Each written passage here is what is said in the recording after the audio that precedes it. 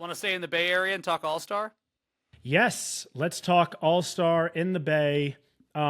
First thing before we get into any of the events, bring back Oracle Arena, man. Every time I see anything with the Chase Center, no aura, no aura. There are a few NBA arenas currently that have real aura. I'll give it to your Celtics. The Garden obviously has aura. The Obviously. MSG has aura. Correct. Oracle had so much aura. I know. And Not Chase anymore. Center is just blech, Ugh. blech. I agree But with anyway, that. Where do we want to start with All-Star stuff? I don't have a lot of I just wanted to kind of free flow it here.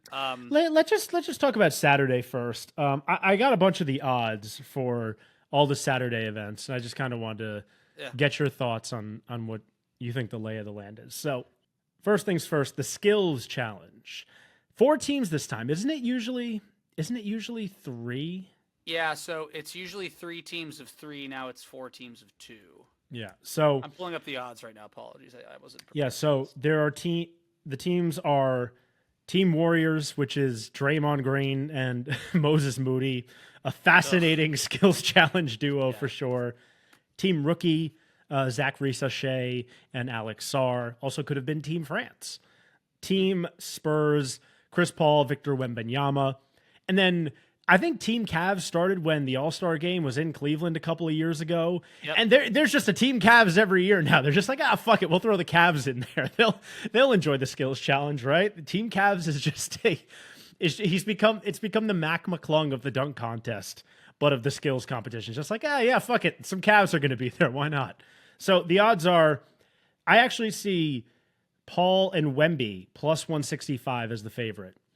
And then following them, Donovan Mitchell and Evan Mobley for Team Cavs at plus 210. And then tied at plus 425 is Risa and Sarr. And then the Warriors team of Draymond and Moody. Give me Team Cavs. Just give it to me. At plus 210? I've picked them in the past. I've actually been the last 2 years have been right on the skills challenge. I've picked that right the last 2 years, and I'm feeling good again about Team Cavs. Wow, I didn't know you got him right back-to-back years. Holy shit. He's going for the three-peat that the Chiefs couldn't accomplish. They couldn't get it. What's more impressive, Super Bowl three-peat or predicting the skills challenge 3 years As it's changing format too, this could be very impressive. Yeah. So then after that, 3-point competition, Can I say about the 3-point contest? I was just looking at the list. I feel like the last couple of years, the 3-point contest was sick. Had aura, had juice. Not impressed by this year's, man. Not impressed by this year's. I'm a little surprised and frankly disappointed that Steph didn't want to do it. It's in the Bay. It's in the Bay, man. I know, man. Bad. It's in the Bay. I'm very surprised. So what I see, Damian Lillard plus 400, the favorite. Darius Garland plus 450. Norm Powell plus 500. Buddy Hield plus 600. Tyler Hero, Nicky's boy, plus 650. Jalen Brunson plus 700. Cam Johnson plus 750. And then Cade Cunningham. Interesting inclusion. Would never consider Cade Cunningham a 3-point sniper, but he's plus 1,000. Lillard has won this multiple times. He's probably going to get the most action bet on him. I think picking a 3-point champion is always going to be difficult. So give me a long shot that nobody's thinking of. I'm going to take Cam Johnson plus 750. Cam Johnson is just a great shooter. I like it. I'm going to go with, I'm going to go Norman Powell. Also another kind of like out of the box one. Here's the thinking. Tyler Hero a couple years ago literally didn't he ran out of time shooting. Some of these guys, their form, Buddy Hield is one as well. Their form takes too long to get their shots off. So Powell, I think, is quick enough. He's having a good year. Give me Norman Powell. Interesting. You want to put a wager on that? 5 if I'm right, 5 if you're right. Nothing if nothing. Which, Yeah, by why the not? way, that's how we did our Jaylen Brown, Tyler Hero All-Star bet, and they both made it in. So Yeah, that bet got canceled out. Yep. A win for both of us. A win for both of us. I don't think we should talk about the dunk contest because the league doesn't care about it, so why should we? Can I just say, if you are betting money on the dunk contest, Call the Why would you hotline. bet on anything other than Mac McClung though? Like Call the hotline still. he's a little white guy who dunks well. Like that's what the dunk contest is made for. They're not giving it to fucking Matas Buzelis, his 6'10" ass. Oh, They're come not giving on. it to him. It's going to be Mac McClung. That's what the people want to see. And by people, I mean like 7,000 folks who follow Overtime on Instagram. Exactly. Yeah, Probably the worst dunk contest. The dump contest. The dump contest. Yeah, this shit's dead, man. It is so over. Yeah.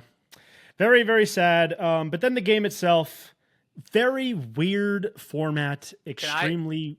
Can I go tinfoil hat? I have a take.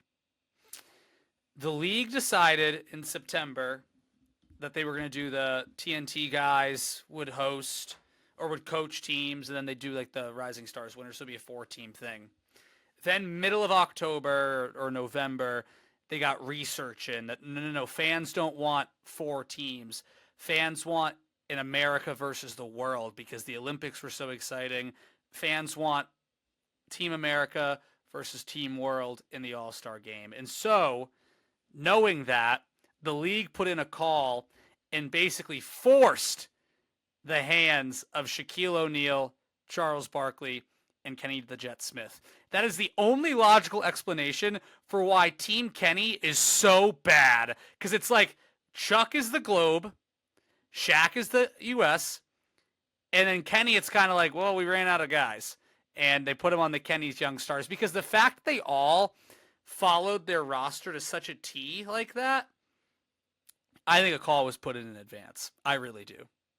I think that is the least tinfoil hat conspiracy I've ever heard because it's so obvious. Like the teams are named Chuck's Global Stars, Shaq's OGs, and Kenny's Young Stars. So the rosters real quick. Shaq's OGs, I bet you could guess who's on that team. Kevin Durant, Steph Curry, James Harden, LeBron, Damian Lillard. It was Anthony Davis. He's out for this, obviously. Replaced with another American OG, although he's kind of Australian, Kyrie Irving, and then Jaylen Brown and Jason Tatum, which don't exactly fit in. They're probably more in the young star category, but they're not that young anymore. They're champs, though. The champs get the respect. You know what I mean? That's fair.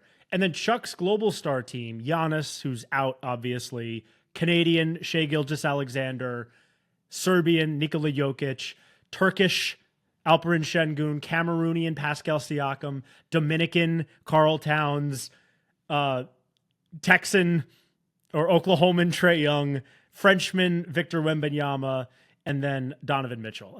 I made it sound like Oklahoma's another country. And Donovan Mitchell's mom, there's something about that Chuck said. I can't remember what it was, though. So that was mentioned. And then Kenny's Young Stars. This team fucking stinks. Jesus Holy Christ. Shit. Great. Congratulations to all these guys for making the All-Star game. Many of them are first-time All-Stars, but they're not gonna fucking win this thing. Jalen Williams, Evan Mobley, Hero, Darius Garland, Cade, Jalen Brunson, Jaren Jackson Jr., and Ant-Man.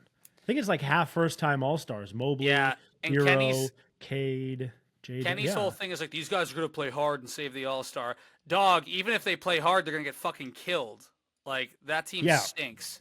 Holy shit. I have the odds for that as well up in case you... Who do you think is favored? Who do you think is favored between Shaq's OGs and Chuck's Global Stars? Who do you think's the favorite? This is per DraftKings, by the way. I think Chuck's Global Stars is probably favored, but I would personally take the OGs. Shaq's OGs are the favorite. Really? Yep. Okay. It's close. Plus 155, plus 170 for Chuck's Global Stars. Yeah, it's basically a pick. What's Kenny's team? Plus 370. What's the Rising Stars team? And then who could forget Candace Parker is coaching the winner of the Rising Stars tournament on Friday night. So they're technically... Whoever of all the teams, I would be lying to you if I said I knew who was on the teams. I do not. But Candace is going to be coaching that team plus 650. If you have $100 that you would like to light on fire, please bet $100 on the Rising Stars to win the All-Star game. Because first of all, The talent is just so fucking massive. They're never. Imagine if it's the G League team. Oh, Imagine if for the championship it's the G League team going up against fucking Harden, Kyrie, LeBron, Tatum, Curry, Durant.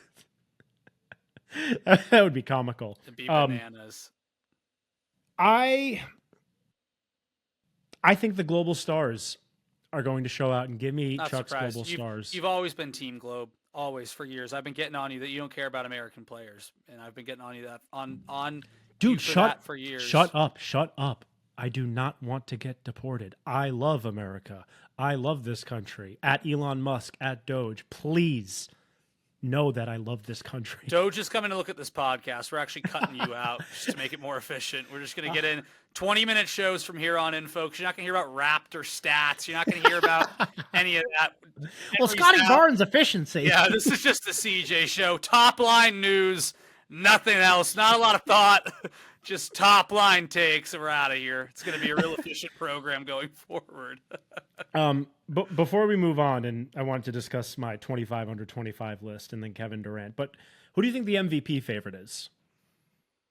So last year, was it Cat? Was that last year? Who, you mean the All-Star Game MVP?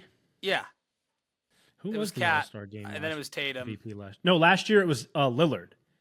Oh, it was He won, Lillard. yeah, he won the 3-point, yeah. At Tatum, and then Gross. Curry won it in 22, and then Giannis. I think Curry's going to try to win it because of Golden State. I could also see in the year of, well, actually, Shea hasn't been that good in the All-Star games, and neither is Jokic. So,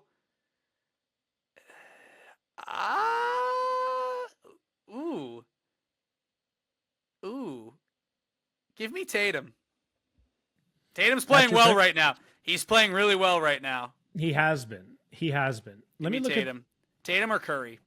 I know co-favorites. It's Curry plus 700, co-favorite with Victor Wembanyama.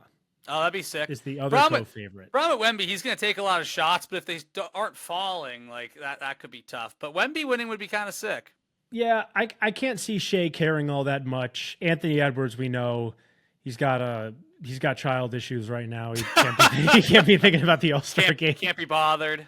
He's got lawsuits coming his way. Tatum is plus 1,900, actually. That's a pretty good value. Yeah, I'm going to go get Tatum, I think. You know that guy likes the All-Star game. You know that guy is like, he is the face of this league. Well, he is he's the future American face of this league. So for Team OGs being all the old American guys, Tatum probably, especially after the Olympics, guy wants some run. Give me Tatum. Yeah, I kind of fought the whole Tatum is the next American face of the league. And I still hold out hope for Cooper Flagg. But Ja Morant has not been he has not been very good this year and has missed a lot of games. And Anthony Edwards is dealing with By the way, I'm just going to say Cooper Flagg isn't handsome enough to be face of the league. He's just not. Larry Bird was face of the league, and you think Larry Bird was handsome? You didn't have to be handsome back then. You have to be handsome now. They had televisions back then. Jalen Hurts. Look at what happened to Jalen Hurts. That guy's handsome. You got to be handsome. Got to be handsome, man. Patrick Mahomes is the face of the NFL, and he's not particularly handsome. Well, come on. Because they cut. That's why they cut to Travis Kelce so much.